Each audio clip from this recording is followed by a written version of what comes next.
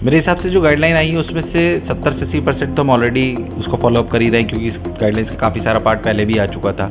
एक गाइडलाइन जो 16 साल वाली आई है और 10वीं की आई है। 10वीं के बाद मैक्सिमम बच्चे 11वीं 12वीं के और 13वीं के जो कोटा में आते हैं 80 to 90% बच्चे वही होते हैं। रही बात उनसे छोटे बच्चों की, उस गाइडलाइन में थोड़ी सी क्लियरेंस जो इन्फ्रेंस है थोड़ी सी और देखनी पड़ेगी। उन्होंने ये बात बोली है कि स्कूल का जब समय होता है उस समय आप कोचिंग नहीं चला सकते, पर उसके बाद जो बच्चा कोचिंग करना चाहता है उसके लिए उन्होंने अलाउ करा है। तो उसमें उसकी समय सीमा उनको और जो उन्होंने बांधी है वो कितने हद तक होगी, स्कूल के साथ 5 घंटे शायद नहीं होगा।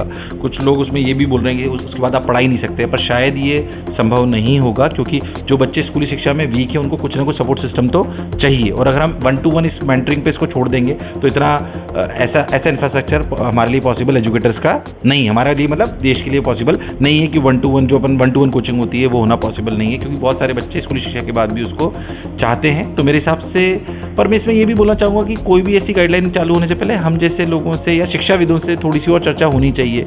हम जैसे कोचिंग संस्थानों को कई बार व्यापारिक दृष्टिकोण से ही देखा जाता है। हम भी अच्छी शिक्षा देना चाहते हैं, हमारा अस्तित्व बच्चों की वजह से, हमारी पहचान शिक्षा की वजह से।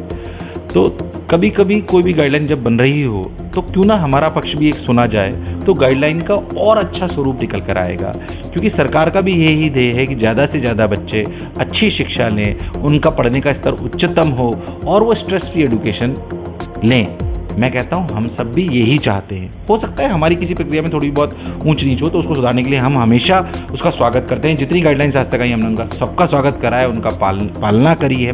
पर फिर भी मैं कह रहा हूँ कभी हम लोगों की राय भी लेनी चाहिए, ताकि क्योंकि हम बच्चे के पास रहते हैं, हम समझते हैं कि उसकी क्या रिक्वायरमेंट है, पेरेंट्स की क्या रिक्वायरमेंट है। मैं हमेशा एक बात बोलता हूँ कि इस बात को समझिए कि कोटा में या ऐसे शिक्षण संस्थानों में लाखों की संख्या में पेरेंट्स और बच्चे आ रहे हैं, तो कुछ ना कुछ इस प्रणाली में अच्छी बात तो जरूर होगी। इस बात को दिमाग में रखते हुए अपने को इस प्रणाली को अपनाना चाहिए। राजस्थान का कोटा, जो कोटा स्टोन के पत्थर और कोटा साड़ी से जाना जाता था, पर अब कोटा ने अपनी एक अलग पहचान बना ली है शिक्षा नगरी के रूप में। वहीं अब शिक्षा मंत्रालय की कल देर रात गाइडलाइन के बाद हमारे उस पर हम बातचीत करेंगे। हमारे साथ मोशन संस्था के संस्थापक हैं नितिन विजय जी। सर, कितना सही मानते हैं सरकार के इस फैसले को आप? मैं 100% इससे सहमत नहीं हूँ। कई बार ऐसे निर्णय होते हैं जो शायद एक पक्ष के हो जाते हैं। मुझे लगता है शायद ऐसा कुछ हुआ है इसमें, बट फिर भी ऐसी कोई बात नहीं है जो शिक्षा के विरोध में है। बट हाँ, शिक्षा को सरल और बनाया जा सकता है। मैं इस मंच के माध्यम से वापस ये बात कहना चाहता हूँ कि कोचिंग संस्थानों को और स्कूली शिक्षा से हम कोचिंग संस्थान को दुश्मन मानने लगते हैं, जबकि ऐसा है नहीं। स्कूली शिक्षा K-12 एजुकेशन है, कोचिंग शिक्षा कॉम्पिटिटिव एग्जामिनेशन की तैयारी है। दोनों का अपना अपना जीवन में महत्व है हर विद्यार्थी के लिए। जहाँ पर K-12 एजुकेशन उन्हें प्रारंभिक ज्ञान देती है, उन्हें को करिकुलर एक्टिविटीज़ में आगे बढ़ाती है, उनको थ्योरी का ज्ञान ज़्यादा देती है, वहीं पे कॉम्पिटिटिव एग्जामिनेशन की तैयारी उन्हें एप्लीकेशन का ज्ञान ज़्यादा देती है, जहाँ पे सवाल ज़्यादा आते हैं। जाहिर सी बात है कि अगर 2 प्रक्रिया के एग्ज़ाम हैं तो उसके लिए 2 प्रक्रिया के संस्थान हो सकते हैं। तो हम स्कूली शिक्षा के कॉम्पिटिटर नहीं हैं। अब रही बात कोचिंग, क्या 16 साल से बच्चे को नीचे को लेनी चाहिए नहीं लेनी चाहिए, शायद ये माना जाता है कई बार 16 साल से नीचे के बच्चे को जो है कोचिंग लेता है तो उस पर दबाव बनता है।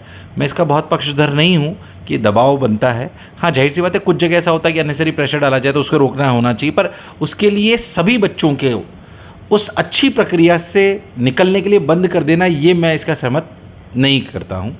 हाँ, उस पर क्या बागडोर लगनी चाहिए, जैसे कुछ इस तरह की विचारधारा होनी चाहिए कि नहीं, स्कूल के बाद ही 16 साल से जितने भी कम के बच्चे उनकी अगर कोचिंग होनी तो वो स्कूल के बाद ही कोचिंग कर सकते हैं, स्कूल की टाइमिंग के बाद, या उनकी टाइमिंग 3 घंटे से ज़्यादा नहीं हो सकती, या और भी बहुत सारे मापदंड हो सकते हैं कि आप अगर किसी बच्चे ने कंप्लेन करी कि इससे ज़्यादा का उन पर लोड होगा तो कुछ प्रक्रिया करी जाएगी। पर उनको लिए उस अच्छी पढ़ाई से उनको नदारद कर देना, ये कुछ बच्चे जो छोटी सी बात का स्ट्रेस ज़्यादा ले लेते हैं बाय द वे, उसके लिए सभी बच्चों को उस अच्छे ज्ञान से हटा देना मेरे हिसाब से ये अच्छी बात नहीं है। हाँ, अब दूसरी बात आती है कि हम ये कैसे बच्चे फिर भी इसका साथ रखेंगे। जैसे हमारे जैसे संस्थान हैं उन सबके स्कूल्स हैं, तो स्कूली शिक्षा के साथ भी एक जोड़ा जाता है और स्कूली शिक्षा के साथ इनकी चैप्टर्स को जोड़ा हुआ है बेसिकली कॉम्पिटिटिव एग्जामिनेशन को, तो वही टीचर्स इसको थोड़ा अपर लेवल पे पढ़ाएंगे तो बच्चों को शिक्षा तो मिलती ही रहेगी। बट हाँ, थोड़ा पढ़ाने की प्रक्रिया को थोड़ा बदलाव लाना पड़ेगा, जो हम सब लोग कर्मठ हैं और इसका स्वागत भी करते हैं और इसको करेंगे।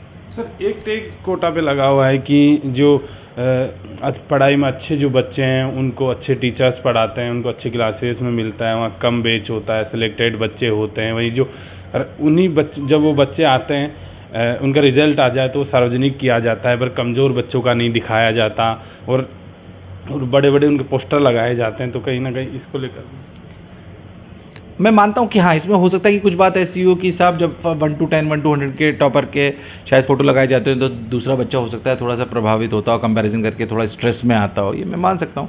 इसमें अगर कोई गवर्नमेंट प्रक्रिया में कोई गाइडलाइंस लाना चाहती है तो लाए, इसमें मनोचिकित्सक बहुत सारे लगे हुए हैं। उसमें अगर गवर्नमेंट बोलती है कि आप जैसे उन्होंने बोला कि सार्वजनिक आप किसी बच्चे का रिजल्ट नहीं करेंगे तो नहीं करा जाता है, मतलब इन सभी छोटी गाइडलाइंस जो मेरे हिसाब से बच्चे की प्रक्रिया में उसके स्वभाव को सरल रखने में या स्ट्रेस फ्री एनवायरनमेंट को रखने में जो होना चाहिए उसका स्वागत है। इसमें कोई ऐसी आपत्तिजनक बात नहीं है, इस पे विचार होना चाहिए और दोनों पक्षों की बात सुननी चाहिए कि हाँ, अगर कोई सिर्फ ग्लैमराइज कर रहा है, जैसे सरकार ने भी बहुत बड़ा निर्णय लिया कि कई कोचिंग संस्थान 100% गारंटी ले लेते हैं कि हम आपका सिलेक्शन करा देंगे, बिल्कुल गलत है। कोई भी कोचिंग संस्थान 100% सिलेक्शन की गारंटी ले सकता। असली में सिलेक्शन तो बच्चे की मेहनत का होता है। आज हम भी कोई सिलेक्शन की गारंटी ले सकते हैं, हम अच्छे विद्यार्थी, अच्छा सिस्टम, अच्छा मटेरियल, अच्छा कस्टमाइजेशन, अच्छी टेक्नोलॉजी बच्चे को दे सकते हैं, पर गारंटी तो कोई भी नहीं ले सकता। जुर्माने की बात भी इसमें कही गई है 1 लाख रुपये। अगर कोई भी मेरे हिसाब से जुर्माना, तो देखिए अगर हम किसी देश के वासी हैं तो जो वहाँ से नियम लागू होते हैं, जुर्माना हर प्रक्रिया में हो सकता है। जब हम गाड़ी लेके निकलते हैं तो भी अगर हम पालनों की अवहेलना करेंगे तो हम पे जुर्माना लग सकता है।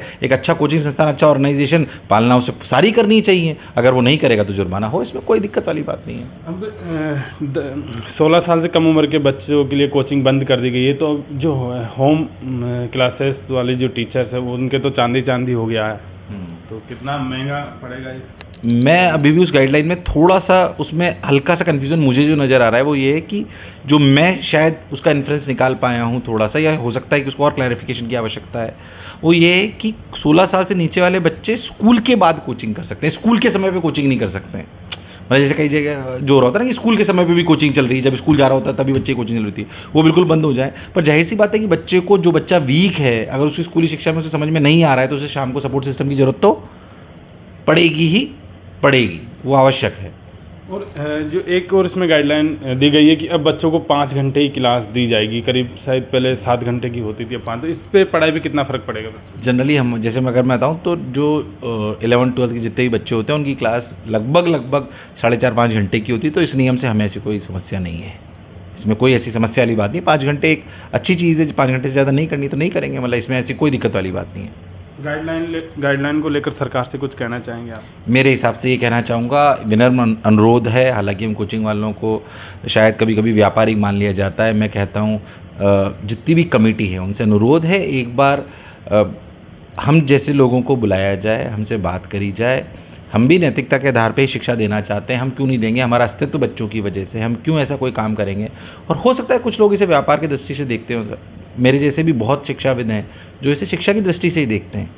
तो मैं कह रहा हूँ, हमसे बात करिए, कोई अगर ऐसी बात है जो बच्चे के हित में है और उसके लिए हमारा कोई फाइनेंशियल हिट लेने की भी आवश्यकता होगी तो हम उसका स्वागत करेंगे, अगर वो बच्चे के हित से प्रेरित है। पर कहीं किसी और चीज़ों से प्रेरित होकर अगर हमको दरकिनार करा जा रहा है तो वो थोड़ा गलत है। बल्कि मैं तो फिर इस मंच के माध्यम से कहना चाहता हूँ कि कोचिंग एक आवश्यक ज़रूरत है बच्चे की, जो भी कॉम्पिटिटिव एग्जामिनेशन की तैयारी कर रहा है। शायद कमेटी ये सोचती है कि स्कूल में ही कॉम्पिटिटिव एग्जामिनेशन की तैयारी हो जानी चाहिए, नहीं हो सकता।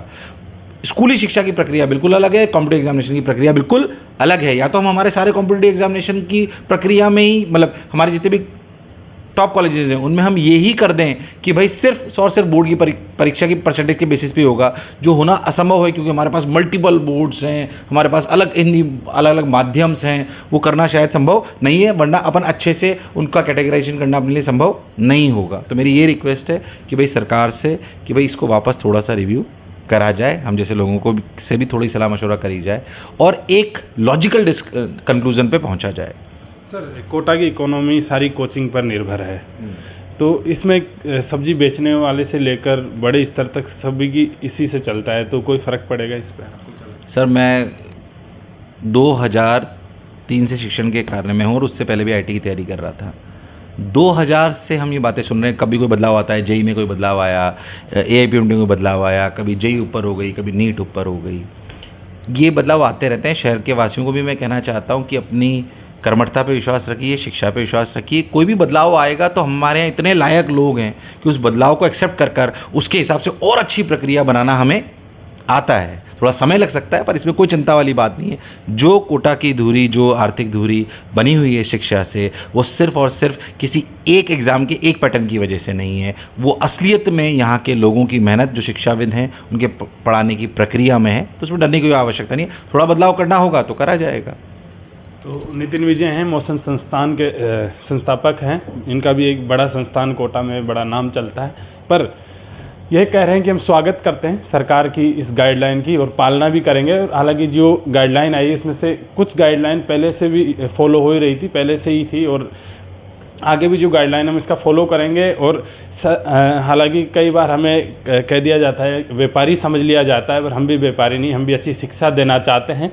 पर सरकार को हमको भी बुलाकर बातचीत कर लेनी चाहिए। शायद सरकार ने भी जल्दबाजी में फैसला ले लिया, शायद बैठकर इनसे बातचीत कर लेते तो कुछ और अच्छा इसमें निकल कर आ सकता था।